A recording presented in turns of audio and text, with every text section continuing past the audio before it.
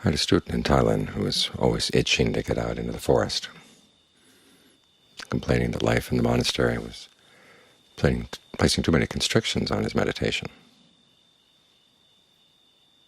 And so finally he got out into the forest. He had his own little hut, his own mountain, nothing to do but meditate all day long. And for the first couple of months his meditation was miserable.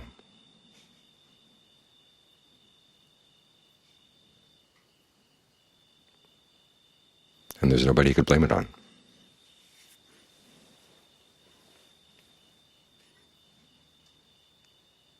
He couldn't blame it on the schedule, he couldn't blame it on other people, he couldn't blame it on the location. All the convenient scapegoats were not there.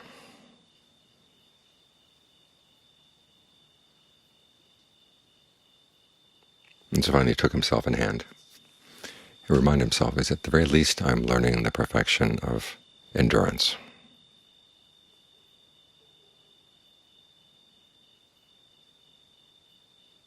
And there's several lessons to be drawn from that. One is to remember there are bound to be ups and downs in the meditation. You have to watch out for the tendency to want to be a jhana junkie or an insight junkie. In other words, to go for the hits, and then to feel frustrated when you can't get the mind to settle down as it was before. You can't get the insights that you had before. You're not in the zone that meditators like to get into.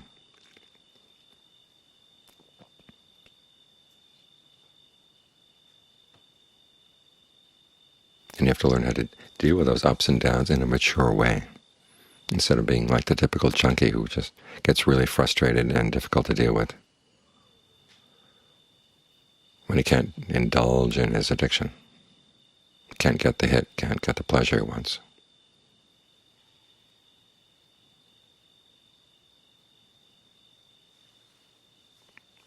We're here to build character, not just to have the hits of insight or the hits of concentration. I think of that phrase, building character, immediately I think about Calvin and Hobbes. One of my favorite cartoons is where Calvin does an imitation of his father. He says, Calvin, go do something you hate, build some character.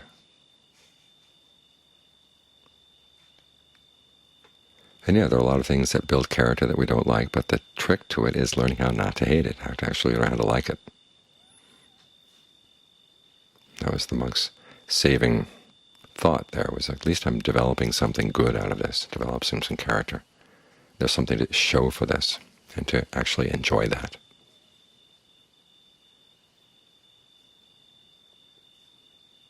We had that phrase in the chant just now about right effort,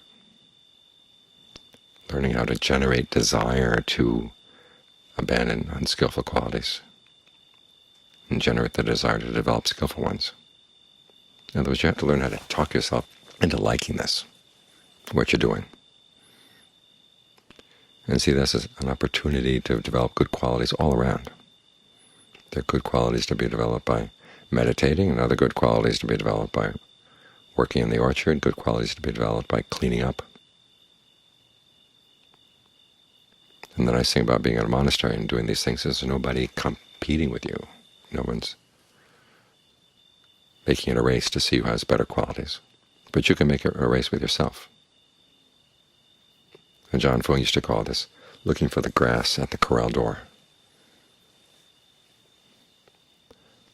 There was one time he was going to take a group of his students up to meditate at the jetty, and someone had left a huge mess.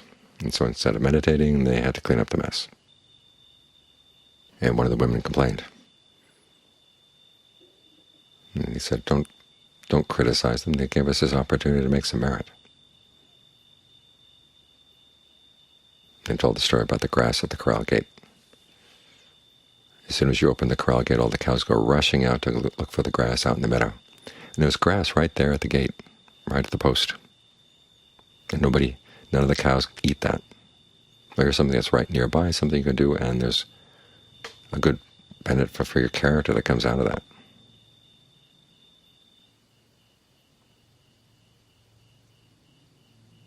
So look around. There are opportunities to do good everywhere.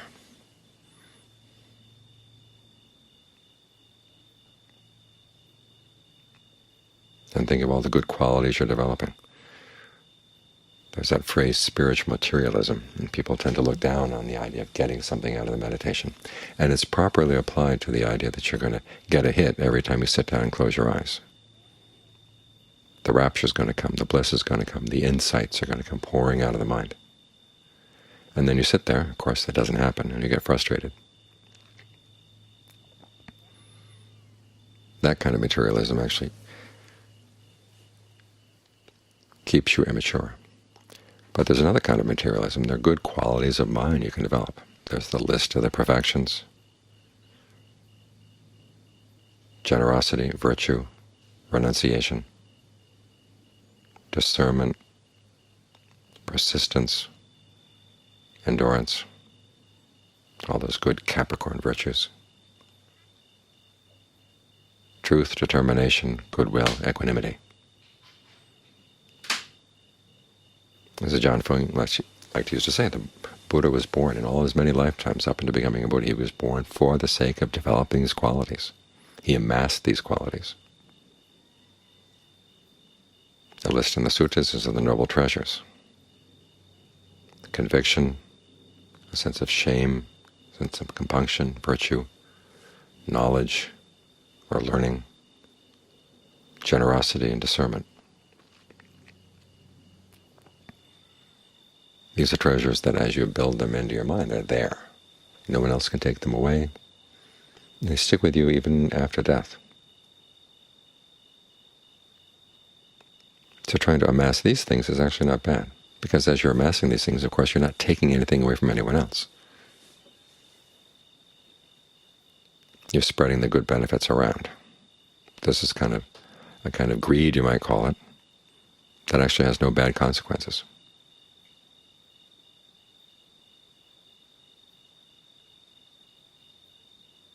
So when things are difficult, look around. I knew of another monk. I didn't know him personally, but I read an article he'd written one time about how when he'd gone to Asia, he tended to look down on the monks and nuns who puttered around the monastery. He was going to do nothing but meditate. And he found that, of course, his meditation got pretty dry very quickly.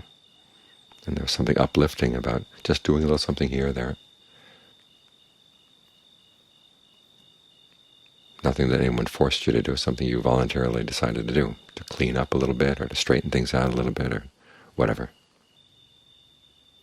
And they actually had the juice to keep their meditation going. All this relates to a quality that John Mahabua defined as singleness of mind, the ekagata.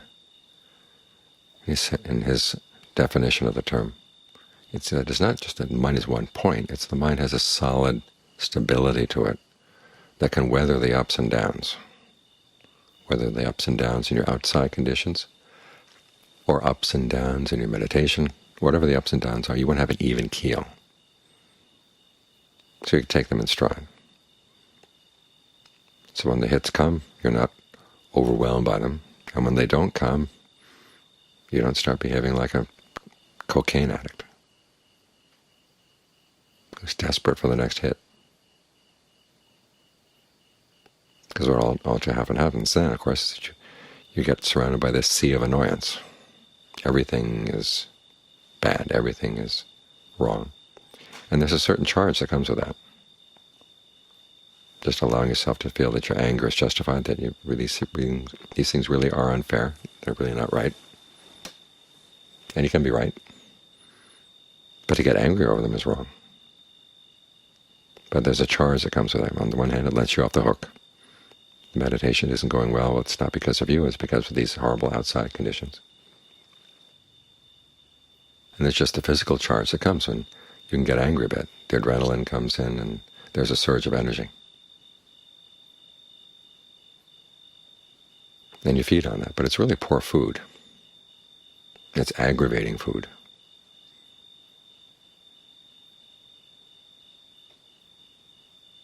What you want to feed is on the sense that, okay, here's some opportunity to straighten things out a little bit, clean things up a little bit. Look for the opportunities to do good. They're there.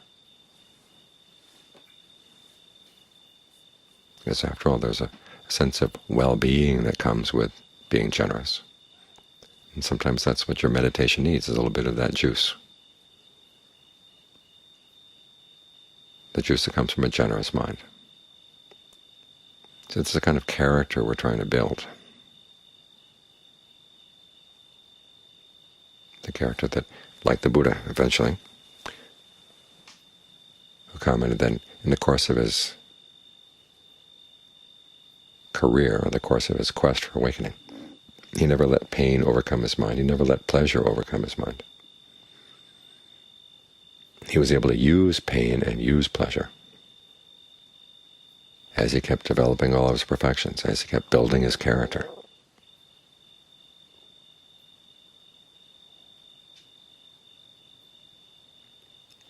And when you have that quality of character, then you find it's even more solid than your concentration. Concentration gives a solidity of one sort.